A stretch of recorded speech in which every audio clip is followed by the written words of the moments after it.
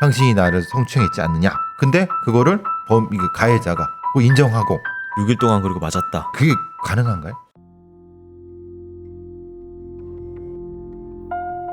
사건은 지금으로부터 약 1년 전인 2024년 5월 9일 오전 8시에 벌어졌습니다. 그날은 어버이날 바로 다음날 아침이었습니다. 평소처럼 조용하던 경기도 양주의 한 주택가였지만 그날 아침에는 끔찍한 현장으로 변해 있었습니다. 한 남성이 방 안에서 숨진 채 발견된 것입니다. 사망자는 50대 남성 E씨. 남성은 폭행을 심하게 당하다가 숨진 듯한 모습이었습니다. 신체 여러 부위에 심각한 상처가 있었고 목을 졸린 흔적도 뚜렷하게 남아 있었습니다. 피해자는 딱 보기에도 무차별적인 폭행을 당한 듯 얼굴을 비롯해 온몸이 피멍해 성한 곳이 없었습니다. 부검 결과 신체 전반에 걸친 다발성 손상 그리고 경부 압박에 의한 질식이 사망 원인에 함께 작용했을 가능성이 제기됐습니다. 누가 이 씨를 이렇게 만든 것일까? 수사를 시작한 경찰은 먼저 피해자의 금전 관계를 살펴봤지만 뚜렷한 채무나 금전 갈등은 발견되지 않았습니다. 그런데 피해자의 몸에서 더욱 충격적인 흔적이 발견됐습니다. 사망한 이 씨를 자세히 살펴보니 성기를 밟힌 듯한 흔적이 남아 있었습니다.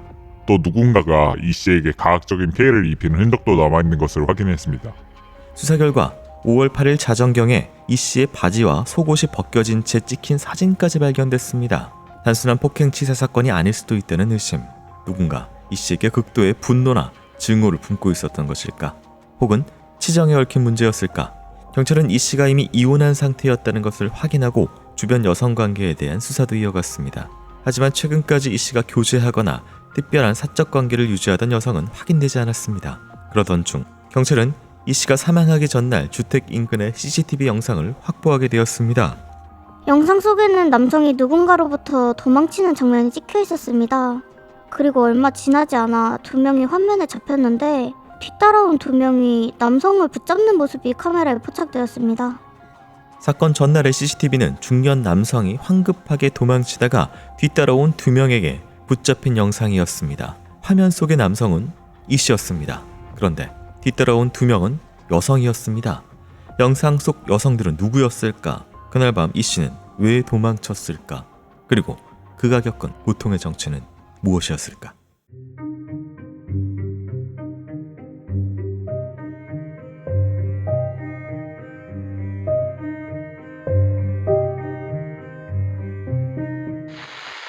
안녕하세요. 이곳은 크라임. 저는 진행과 연출을 맡고 있는 김PD입니다. 날카롭고 정확한 분석으로 대한민국의 정의를 세우고 계시는 배상훈 프로파일러님 모십니다. 예, 안녕하세요. 배상훈입니다. 반갑습니다. 네, 반갑습니다. 크라임한 여름철 꿀잠을 도와줄 코즈코즈 프로즌 냉감 패드와 함께합니다. 네, 오늘 준비한 사건은 2024년 경기도 양주에서 발생한 사건입니다. 사망한 남성이 50대 남성 이 씨였고요. 여러 차례 폭행을 당한 흔적 그리고 여러 가지 신체상의 흔적들이 남아 있었는데요. 발견 당시의 모습이 목이 졸린 것도 있었고 성기 관련된 이런 것도 있었고요. 이거 어떻게 봐야 될까요? 이건 너무 가학적인 건데 이렇게까지 가학적으로 이렇게 죽어야 된다는 거면 범인이 동기가 있어야 되는 거잖아요. 이거는 목도 조르고 성기도 공격하고 또 여러 번 때리고 이게 막 섞여 있는 부분이 있어서 이게 왜 이렇게까지 섞여 있지? 이게 한 사람이 한 건가? 아니면 여러 번 한 건가? 반복된 건가? 그걸 확인해야 될 것 같아요.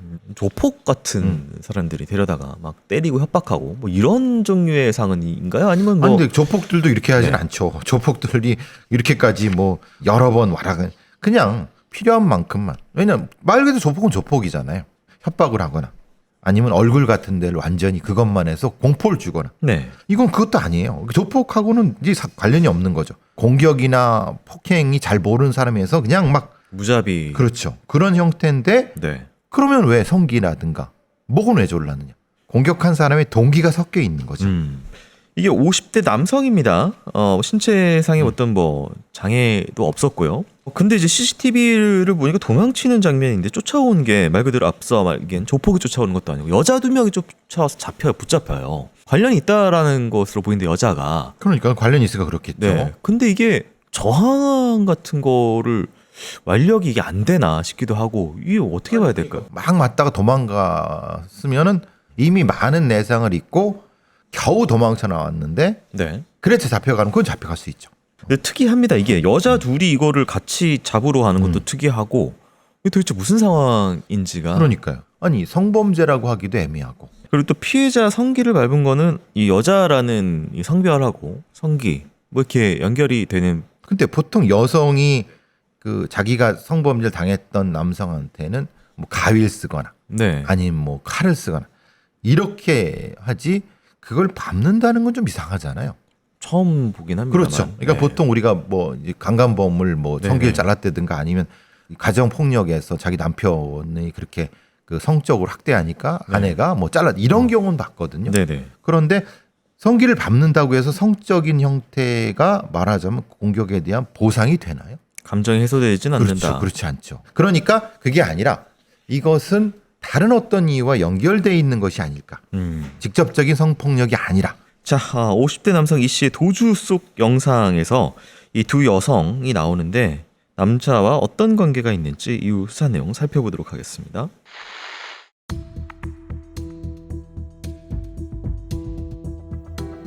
경찰이 확보한 CCTV에는 사망한 이 씨가 누군가에게 쫓기듯 도망치다가 여성 2명에게 붙잡히는 모습이 포착되어 있었습니다. 그리고 그 두 여성의 정체는 충격적이었습니다. 그들은 바로 이 씨의 전처인 40대 송 씨와 10대의 친딸이었습니다. 하지만 더욱 충격적인 사실은 따로 있었습니다. 사망한 이 씨를 경찰에 신고한 사람들 역시 바로 그 전처와 딸이었던 것. 그렇다면 이들은 왜 이 씨가 죽었다고 신고를 한 것일까? 그저 안타까운 사고가 있었던 걸까? 아니면 이들이 아빠이자 남편을 죽인 것일까? 전처 송 씨는 딸 이양과 함께 아빠를 불러내기로 계획했습니다. 의논할 게 있다며 전화를 했고 그는 아무런 의심 없이 집으로 찾아왔습니다. 하지만 술을 마신 직후 두 사람은 무차별 폭행을 시작했습니다. 조사 결과 그들이 전 남편이자 아빠에게 저지른 범행은 상상을 초월하는 수준이었습니다. 피해자의 성기를 발로 밟고 몸을 짓밟으며 목을 조르고 온몸을 구타했습니다. 심지어 망치와 효자손 등으로 때리기도 했는데 무려 500회 이상에 달했습니다. 그리고 이 모든 일은 하루 이틀 만에 벌어진 게 아니었습니다. 이 씨는 무려 6일 동안 감금된 채 지속적인 폭행을 당한 것으로 드러났습니다. 그들의 손에서 이 씨는 조금씩 생명을 잃어가고 결국 사망에 이르렀던 것입니다. 가족을 향한 참혹한 범죄, 대체 그 동기는 무엇이었을까? 전처 송 씨와 딸 이양은 이번 범행의 동기가 오랜 가정 내 갈등에서 비롯되었다고 진술했습니다. 피해자 이 씨가 자녀 양육에 무관심했고 그로 인해 가족 간의 감정의 골이 깊어졌다는 것이었습니다.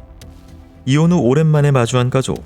그날 송 씨는 전 남편 이 씨와 딸과 함께 술자리를 가졌다고 했습니다.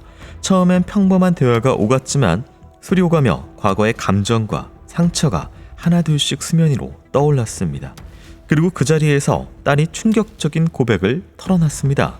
그것은 아버지에게 오랫동안 성추행을 당해왔다는 이야기였습니다. 심지어 딸뿐만이 아니었습니다.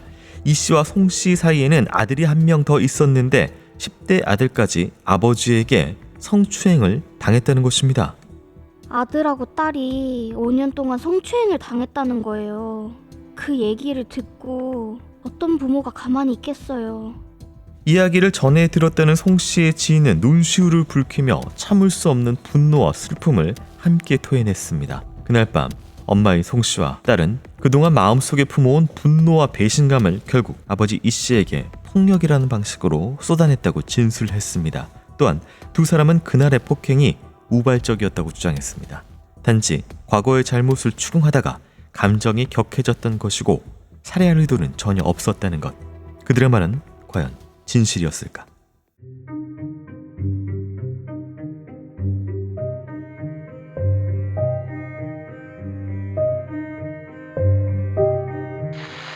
네, 충격적이게 가족이 심지어 친자식까지 포함된 그런 범인들이었던 것으로 드러났습니다. 동기 역시 충격적입니다. 이걸 어떻게 받아들여야 될까요? 그런데 그러면 어쨌든 증거가 있겠죠. 예를 들면은 몸에 무슨 상처가 있다거나 아니면은 뭔가 의료 기록이 있다거나 이렇게 오랫동안 했다고 하면 그게 없을 리가 없는 거죠. 만약에 실제로 했다고 하면은 이렇게 순순히 이렇게 맞춰줬을까? 그러니까 성추행을 친자식에게 할 정도로 뻔뻔한 그렇죠. 인물이었으면 예. 악한이잖아요. 그러면 이런 거죠. 앞에서 당신이 나를 성추행했지 않느냐 오랫동안. 근데 그거를 이게 가해자가 그거 인정하고 6일 동안 그리고 맞았다. 그렇죠. 그게 가능한가요?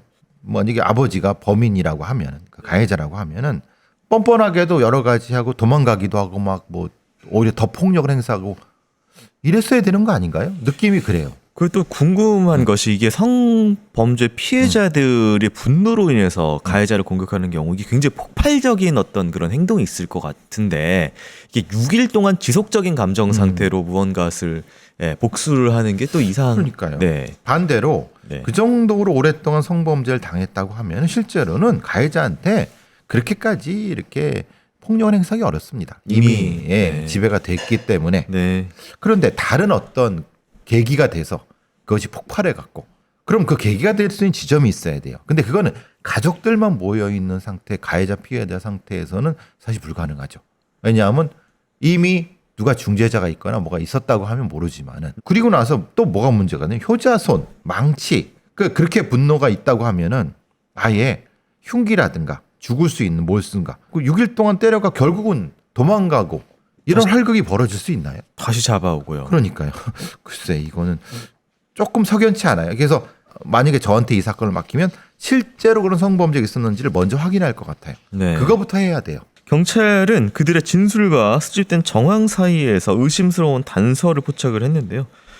굉장히 놀라운 사실이 드러납니다. 이후 수사 결과 살펴보도록 하겠습니다.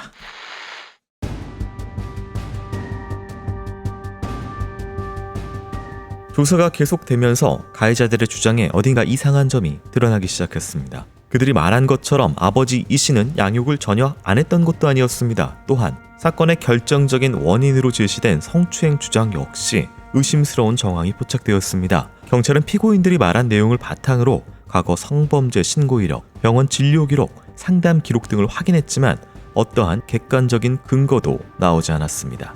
피해자 이 씨에 대한 성범죄 관련 기록은 물론 자녀들의 심리 상담이나 진료 기록조차 전혀 없었습니다. 진술의 신빙성이 상당히 떨어졌습니다. 이쯤 되자 경찰은 가해자들이 주장한 범죄의 동기가 조작된 것이 아닐까 하는 의심을 품기 시작했습니다.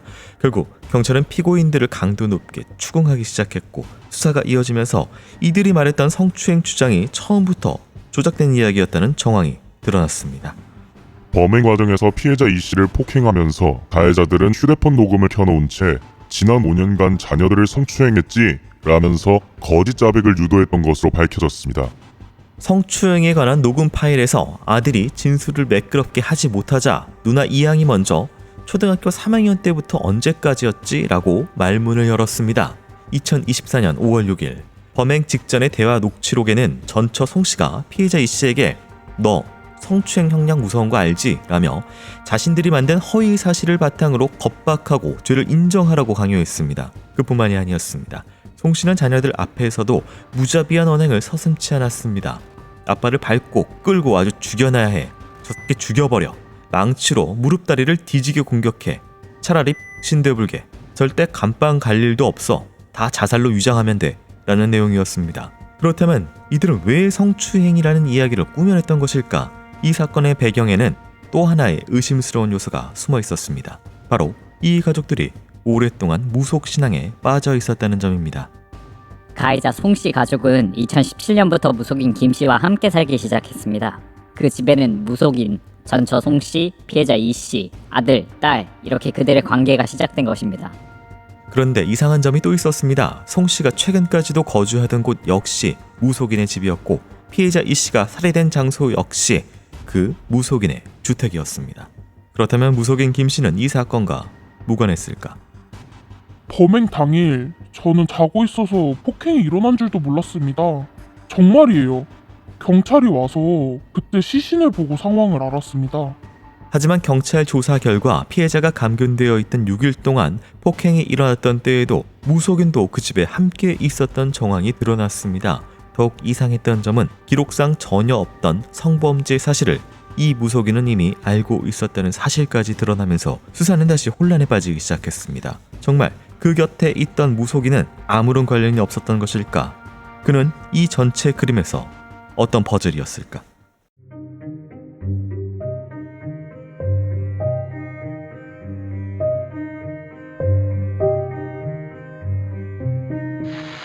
네, 이 뭐 녹음된 기록이 있고요. 뭐 내용도 굉장히 끔찍한 것들이 녹음이 되어 있었습니다. 이런 뭐 성범죄 관련된 녹음 관련돼서는 어떻게 보실까요? 녹음을 만드는 거잖아요, 파일을. 이걸 굳이 그러니까 뭐 의도온 거잖아요. 그럼 만들 의도가 있었다는 거잖아요. 누나가 자기 동생 진술을 만들려고 했는데 잘 말을 못하는 거예요. 뭐 말을 못할 수도 있죠. 실제로 피해자들은 그럴 수 있으니까. 근데 누나가 야 초등학교 3학년 때부터지 일종의 유도 신문 같은 걸 하는 거죠. 네. 그러니까 이 누나의 이 일종의 강요 같은 것이 너무 또 석연치가 않아요. 가해자는 아버지란 말이에요. 그렇게 이렇게까지 할 수 있나? 심리적으로? 근데 여기서 문제가 되는 건 전처인 송 씨가 마치 뭐 범죄자를 잡듯이 인정해. 그리고 죽여. 시키는 거잖아요. 자기 친아빠를 예. 죽여야 된다. 진짜 그 일이 있었다고 하면은 본인이 직접 자기 남편한테 그거를. 분노가 일었을 텐데. 그렇죠. 그게 아니라 대신 때리게 한다는 게 자기는 피해자가 아니라서 그러나?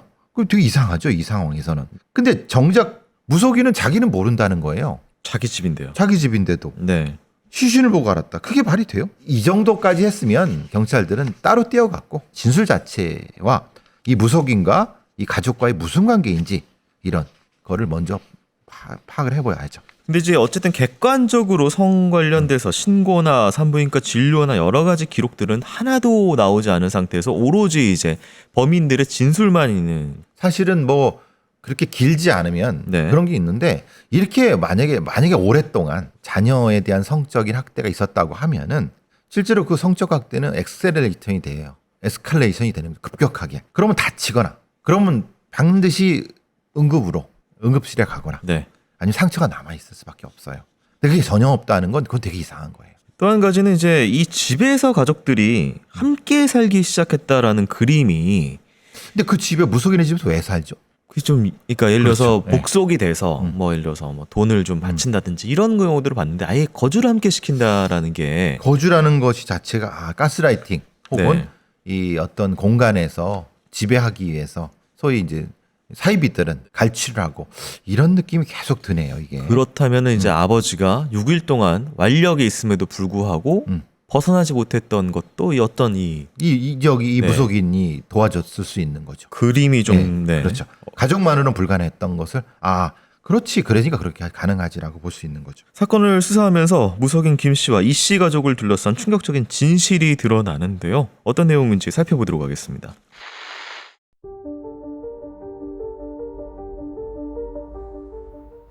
김 씨의 무속 신앙에 푹 빠져 있던 가족들. 그런데 어느 날 무속인 김 씨는 송 씨의 자녀들이 위험하다고 했습니다. 아이들에게 신이 내릴 수 있다는 것. 김 씨는 신 내림을 막기 위해선 신 누름굿을 해야 한다고 했고 굿 비용은 300만 원이라고 했습니다. 엄마가 저를 불러 아빠를 때리라고 했어요. 그 이유는 아빠가 굿할 돈을 마련하지 않아서였어요. 굿을 하지 않으면 우리 모두 죽고 잘못되고 큰일이 날 거라고 했어요. 이 돈을 마련하지 못하자 피해자에게 폭행이 시작됐습니다. 하지만 여기서도 끝이 아니었습니다. 피해자의 자녀들은 심지어 신들린 척 연기를 했던 정황도 드러났습니다. 엄마 송 씨는 수사기관에서 이런 진술을 남겼습니다. 딸과 아들들에게 신이 들어온 것처럼 행동하라고 지시했고 전 남편에게 돈 문제를 해결하라고 강요했다고 말한 것입니다. 가해자들이 폭행의 이유로 내세운 자녀 성추행 의혹 역시 그 이야기가 등장하게 된 과정이 매우 부자연스러웠습니다. 당시 메신저 대화 내용이나 주변 상황을 보면 가해자들의 관심은 오직 굿 비용에 집중되어 있는 것으로 보입니다. 그런데 사건의 실체를 짐작할 만한 행동이 하나 있었습니다. 아들에 대한 수사가 진행될 때 아들 이군이 이렇게 말한 것입니다. 무속인 김 씨가 갑자기 저한테 너 혹시 동성애자냐고 물어서 없지 않아 그런 것 같다면서 아버지한테 성추행을 당한 이후부터 그런 것 같다고 답했습니다. 그런데 가족들이 제기한 사진이 한 장 있었습니다. 피해자 이 씨가 하의를 벗은 채 성추행을 하려는 듯한 자세로 찍힌 장면이었습니다. 그런데 이 집에는 CCTV가 있었고 경찰은 이를 압수해 분석했습니다. 그러자 이 문제의 성추행 장면은 가해자들이 정신을 잃은 피해자를 움직여 연출한 장면이었고 이때 피해자의 바지를 직접 벗긴 사람은 다름 아닌 무속인 김 씨였습니다. 당시 CCTV 영상 분석 결과 5월 4일부터 5일까지 이틀 동안 엄마와 딸, 아들이 함께 피해자를 반복적으로 폭행하는 장면이 고스란히 남겨 있었고 5월 5일 새벽 1시경에는 김 씨가 무릎을 꿇고 앉아있는 피해자의 뺨을 직접 때리는 모습까지 확인되었습니다. 2024년 5월 8일 낮 12시 5분경 경찰이 확보한 대화 녹취록에 따르면 무속인은 딸에게 피해자를 직접 폭행하라고 지시했고 딸은 무속인 김씨의 말에 따라 즉시 그 자리에서 피해자를 때렸습니다. 당시 폭행 소리까지 고스란히 녹음에 담겨 있었습니다. 수사 과정에서 드러난 무속인 김씨의 발언은 그야말로 충격적이었습니다. 무속인은 피해자에게 네가 돈이 돼서 애들을 살리겠다고 하면 내가 너를 구제할 것이다. 부모가 학대한 정황이 있으면 존속살인도 무죄가 난다. 행실 똑바로 해라. 너를 구제해줄 사람은 나밖에 없다라며 협박을 했습니다. 하지만 이들은 끝까지 돈을 뜯어낼 목적은 없었다고 주장했습니다. 단지 성추행과 자녀들의 고통을 방관한 피해자에게 분노해 폭행했을 뿐 살해할 의도는 없었다는 것입니다. 심지어 무속인 김씨는 폭행조차 하지 않았다고 부인했습니다. 그러나 검찰은 이들의 계획적 폭행과 고의성이 충분하다고 판단해 강도 살인 혐의로 네 사람 모두를 기소했습니다. 한편 피해자의 아들은 촉법소년으로 미건되었습니다. 과연 법원은 이들에게 어떤 판단을 내릴까?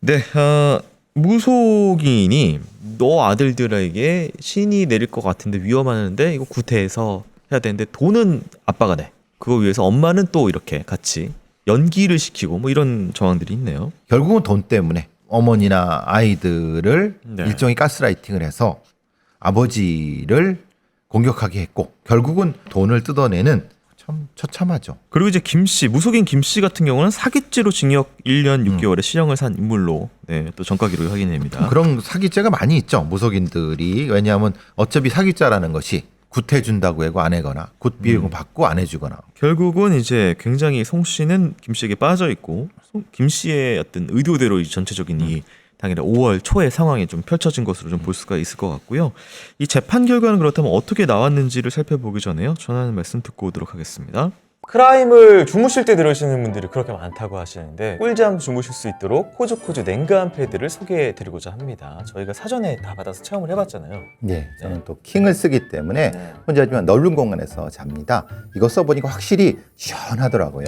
진짜로 깜짝 놀랐어요. 이게 만지는 순간 냉간 패드가 이런 거구나 하고 느낄 정도로 시원하다고 그렇게 느껴지고요. 접촉 냉감 지수인 Qmax가 0.351로 린넨이나 풍기 인견보다 2~3배나 높다고 해요. 코즈코즈의 전문가들이 직접 연구 개발한 듀라데크 원단을 써서 쾌적함을 유지할 수 있다고 하네요. 일반 친구보다 훨씬 부드러웠어요. 오코덱스 1등급으로 만 3세 미만의 소화형 섬유 제품으로 안전한 소재고요. 한 사이즈씩 올라갈 때마다 10,000원씩 올라가니까 결코 부담스럽지 않은 가격이고요. 지금 링크 클릭하시면요 30,000원대 무료 배송에 이제 1+1 이렇게 옵션 구매 시에는 베개에 뿌릴 수 있는 필로 미스트, 꿀잠 주물 수 있는 아이템이죠. 이것도 그냥 증정을 해드린다고 합니다. 고정 댓글에 링크로 구매하셔야 프라임을 통해서 구매한 게 체크된다고 합니다. 네, 제일 중요한 겁니다. 올 여름에 이제 잠 못 이루는 밤을 이제 끝내기 위해서 코즈코즈 냉간 패드 바로 한번 경험해 보시길 권해드립니다. 네, 1심 재판을 먼저 좀 살펴보도록 하겠습니다. 피고인들은 피해자로부터 돈을 뜯어내기 위하여 피해자에게 가혹하게 폭행을 가한 것에 그치지 않고 피해자가 자녀들을 성추행한 것으로 모함하여 이를 빌미로 피해자를 겁박하는 등 수단과 방법을 가리지 않는 극악무도한 행위를 이어나갔다. 특히 김 씨는 피고인 송 씨와 딸 이 씨에 비하면 피해자에게 직접적인 행사한 폭행의 횟수나 강도가 떨어지는 것은 사실이나 이 사건은 김 씨가 송 씨와 딸 이 씨 및 피해자가 자신의 말을 절대적으로 믿고 따르는 것을 이용하여 딸과 아들에게 신들린 연기를 할 것을 지시하고 구술을 하지 않으면 송 씨와 딸, 아들이 죽거나 잘못된다라고 심리적으로 지배하며 이 사건 범행을 부추긴 데 의해서 비롯되었다고 봄이 상당하다. 김 씨는 직접 피해자에게 수면제 7알을 먹이고 나아가 피해자에게 거짓 성추행 혐의를 만들어 이를 빌미로 피해자를 겁박하였는 바 이 사건 강도살인 범행의 원흉은 김 씨라고 해도 과언이 아니다. 송 씨의 경우 김 씨에게 정신적으로 예속되어 있던 상태로 김 씨의 말을 믿고 이 사건 강도살인 범행에 나아가게 된 측면이 있는 점을 감안하더라도 전 남편이자 아이들의 아버지인 피해자를 무자비하고 가혹하게 직접 폭행하였을 뿐만 아니라 자녀인 딸에게도 아버지인 피해자를 잔혹하게 폭행하여 죽이게 만드는 등 송 씨의 행위는 그야말로 반인륜적이고 폐륜적인 행위에 극치에 이른다. 전 부인 송 씨와 무속인 김 씨에게 무기징역을, 딸 이 씨에게 징역 10년을 선고합니다. 이게 1심 내용입니다. 일단은 뭐 똑같네요. 무속인하고 그 다음에 전 부인에게 형량을 그렇죠. 네. 시켜서 때려서 죽게 만드는 교사범과 실제 실행범이 같이 되는 형태가 되죠. 1심 같은 경우에는요. 피고인들의 범행은 매우 중대하고 참혹하며 그 죄질이 매우 불량하므로 중형을 선고하는 것이 불가피하다. 그런데 이 사건 기록과 변론에 나타나는 다음과 같은 사정들, 즉 피고인들은 피해자가 사망한 날 아침에 피해자가 아무런 미동이 없자 곧바로 112에 신고를 하였고 피고인들이 피해자의 사망 사실을 알고도 방치하거나 사체 유기 내지 손괴로까지 나아가지는 않았던 점, 송 씨는 음주운전으로 벌금형 1회를 선고받은 것 외에는 형사처벌을 받을 전력이 없었고 김 씨는 사기죄로 징역 1년 6개월의 실형을 선고받은 전력이 있기는 하나 그 외에는 모두 벌금형을 선고받았고 폭력범죄로 처벌받은 전력이 없는 점 등에 비추어 피고인들이 이 살인에 대한 생리적인 성향이나 습성을 갖고 있다고 보기에는 어려워 교화, 갱생의 여지가 전혀 없다거나 피고인들을 영구히 사회에서 격리하는 것만이 피고인들 혹은 사회 일반의 범죄를 예방할 수 있는 유일한 수단이라고 보이진 않는다라고 하면서 송 씨와 김 씨에게 징역 30년으로 형량을 낮춰줬고요. 다른 향소를 기록해서 징역 10년을 유지했습니다. 그 얘긴 그거예요. 훼손하지 않았고 바로 신고했고 이 고의라고 하는 것 자체가 없었고 근데 그 고의라고 하는 것은 사체 유기라든가 방치 고의라든가 이런 것들이에요. 그러니까 이제 그렇게 하면은 보통 사체 훼손하고 뭐 고유정이나 뭐 정유정이나 뭐 이런 인간들 있잖아요. 그런 네. 거 대부분 무기징역이죠. 그거에 비해서는 좀 아니지 않느냐라고 하는 상대적인 부분이에요. 30년도 사실은 뭐 굉장히 높은 형이지만은 제가 좀 계속 걸리는 거는 자식들한테 아버지를 죽이도록 만든 거잖아요. 이게 굉장히 그렇죠. 폐륜 행위의 네. 극치에 이른다라고 그렇죠. 1심 판결문에 써 있습니다. 거기서 조금 제 생각은 좀 갈려요. 지금 자식들 같은 경우에는 특히 아들 음. 같은 경우에는 뭐 성추행 사실도 그러니까 꾸며내지 못할 정도로 지금 약간 미성숙하거나 그렇죠. 어리죠. 그런 예. 상황인데도 불구하고 이게 참여시켜가지고 자기가 직접 아버지를 죽이게 됐는데 지금 어쨌든 촉법이라서 뭐 장단기로 해가지고 빠졌고 네. 그 다음에 이제 딸 같은 경우에는 뭐 10대긴 했으나 어쨌든 뭐 적극적으로 참여한 걸 반영해서 그러니까요. 10년입니다. 근데 10대가 적극적으로 참여했다 하더라도 사실은 가스라이팅을 당한 게 맞는데 네. 그 책임까지를 다 진다는 게 조금 그건 좀 걸리는 부분이 있어요. 뭐 전 부인이야 당연히 성인이고 그분에 대한 책임은 분명히 져야 되는데 10대인 딸 같은 경우는 뭐 스스로도 이제 도덕적으로도 이제 앞으로도 굉장히 고통받는 삶을 살 건데 그게 조금 계속 걸리네요. 하필이면은 이제 발견한 날이 5월 9일이니까 아마 사망한 날은 어버이날 5월 8일 날 사망하게 됐을 것으로 좀 추정이 됩니다. 부모를 어버이날 살해를 하게 만든 무속인과 엄마 그리고 자식들의 사건이었는데요. 보시는 분에 따라서 정말 여러 가지 판단과 생각이 좀 드실 만한 그런 사건이고요. 굉장히 끔찍하죠. 네. 돈 때문에 결국 이렇게 간 된 가족은 거죠. 예. 파탄이 난 그런 사건입니다. 아버지 같은 경우에는 뭐 이혼을 했음에도 불구하고 어쨌든 이제 자식들 문제라기 때문에 거기까지 또 집까지 가서 결국 이렇게 끔찍한 최후를 맞이했을 텐데요. 굉장히 안타깝고요. 피해자분의 명복을 빕니다. 교수님 오늘도 수고하셨습니다. 수고하셨습니다.